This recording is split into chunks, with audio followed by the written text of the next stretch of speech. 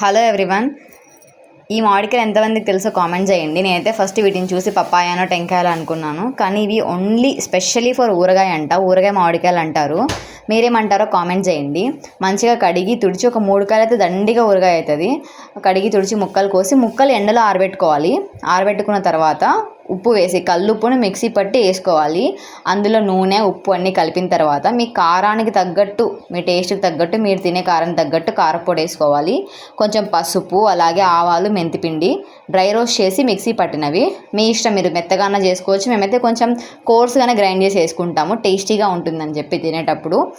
దాని తర్వాత ఆయిల్, ఉప్పు, కారం, ఆయిల్, ఆవాలు, మెంతిపిండి అన్నీ మీ టేస్ట్కి తగ్గట్లు అడ్జస్ట్ చేసుకొని మంచిగా కలుపుకొని దాన్ని మనం బకెట్లో స్టోర్ చేసుకోవాలన్నమాట.